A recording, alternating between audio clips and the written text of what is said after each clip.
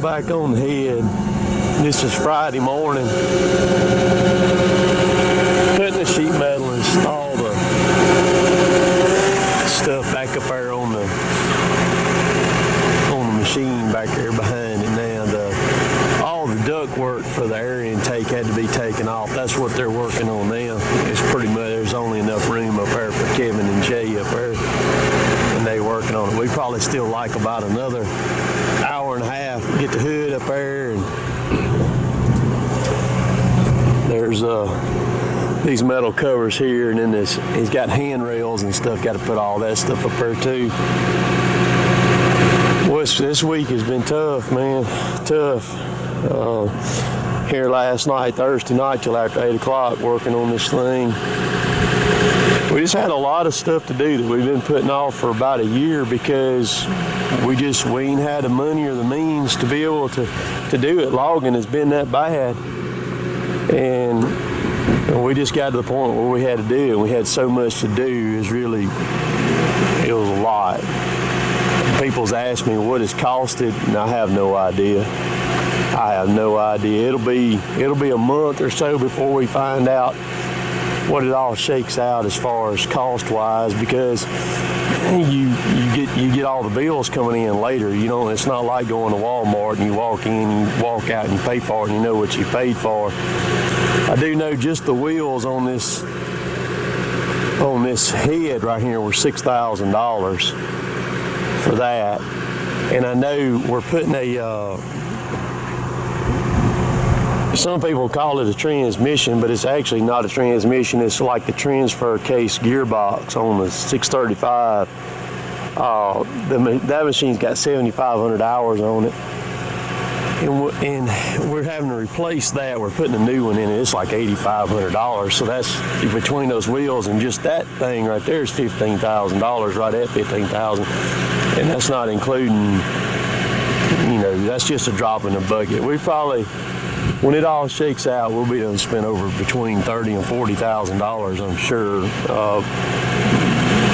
once everything comes through. Maybe even a little more than that, I'm not sure. And then what we've lost this week, which has been fine because we've been rained out anyhow, and that's another thing that kind of messed us up too, was the deadgum weather, having to work. We've had to push this off nearly every morning we come in here.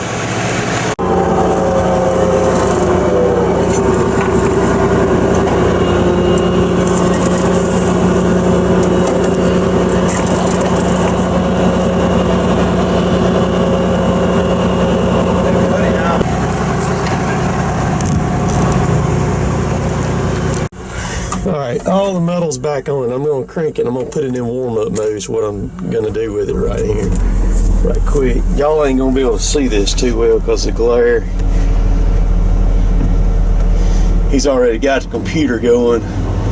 I'm going to pick the head up just a little bit off the ground right there. And then I'm going to engage the drive wheels and lock them where they run. See them moving. So that's warm-up mode right there. You see the wheels. You see that one right there.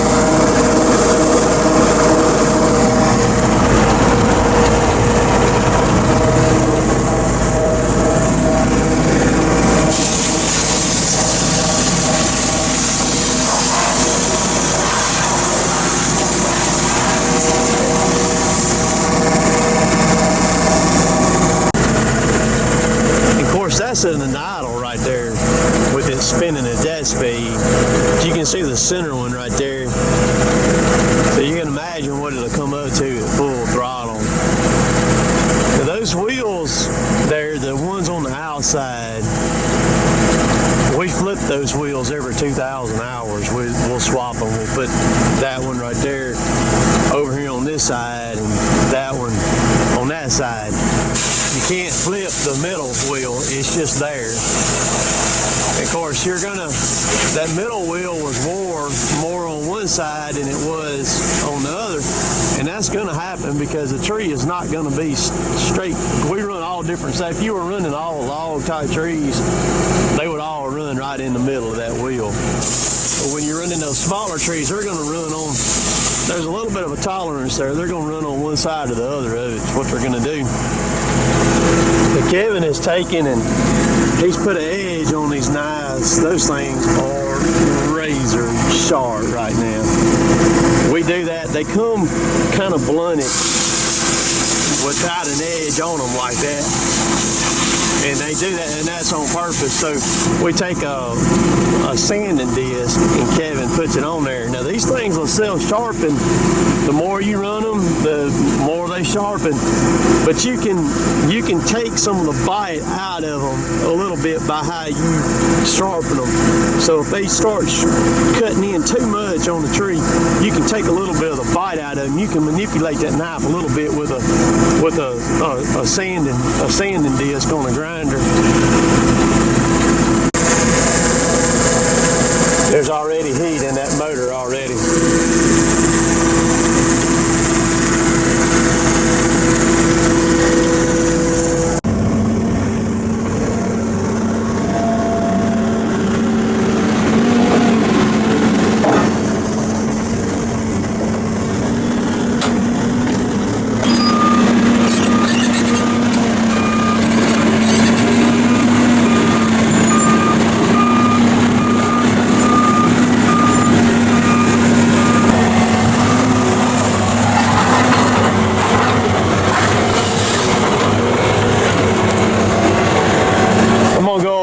Side of that pile while Kevin's still piling up a little bit, where I can watch those knives and see how they're doing.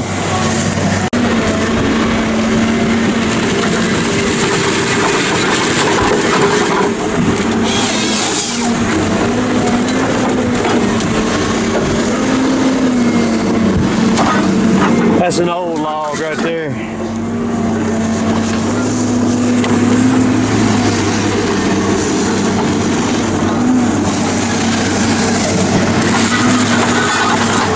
You see that?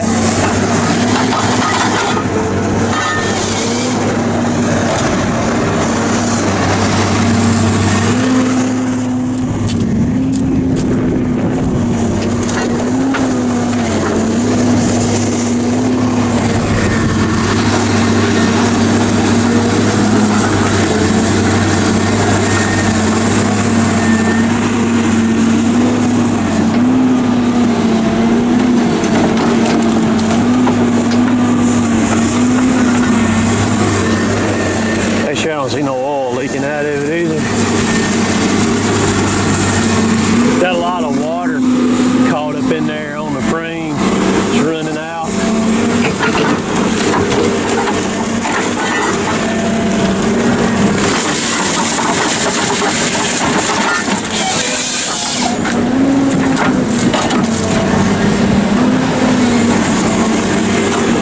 It'll take a few hours for those knives and everything on it that we did to kind of polish up.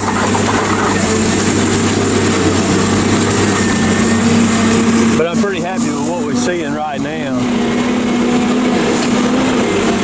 because it's still got the rust, the mill scale on it right now.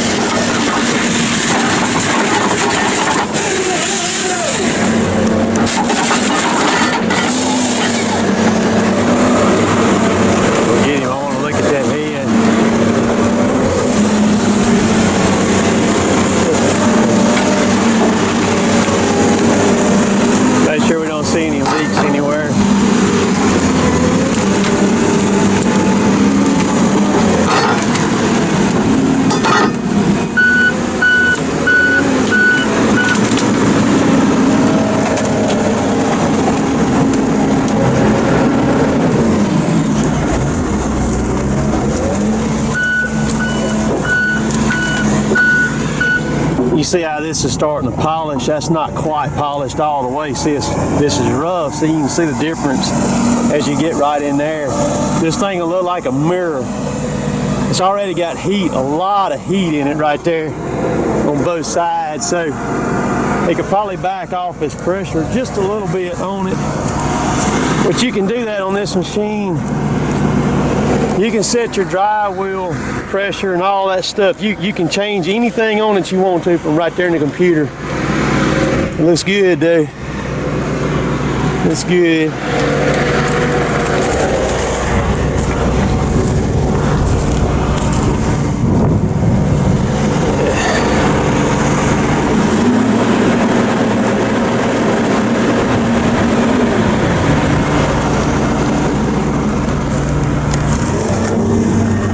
Man, can you imagine doing what all we did the last 5 days with a mechanic that didn't have the right attitude?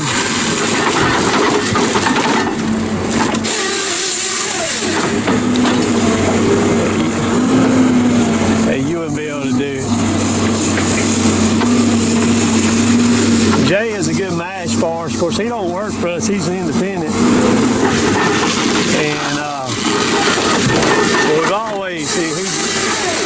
we've always worked well together.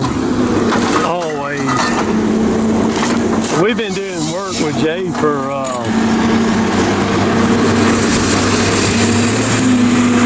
probably 20 years now, or close to 20.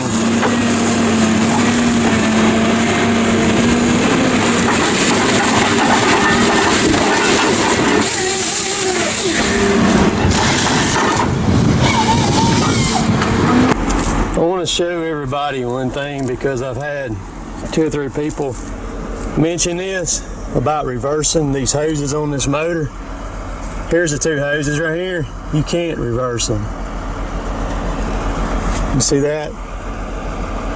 The way it's set up, it's got a 90 right here with a straight on it. And this has got a 90 that goes into a straight right there on it. And we never pulled those, we never took those out of the case right there. The only thing that we did was we took the cover off. And we put the cover back on it, and that was it. That was the only thing that we did. But I know a lot of people think that, or several probably think that and hadn't said anything, that we reversed the lines. And we didn't take these lines off of this end of the motor down here either. So I just wanted to show that. It ran good after we put that last hose on it. We ended up putting 12 hoses on it total. We put 6 on it while we were working on it that needed to be replaced anyhow. They were either already seeping or just kind of precautionary stuff that looked like they were gonna bust. So we went ahead and did that, and then we had 6 pilot lines bust after we cranked it. Did that, but it ran good. Tough week though, doing all that we did this week. So now it's the weekend. It's supposed to rain all weekend, so we'll see what it'll do. We'll catch y'all later. Later.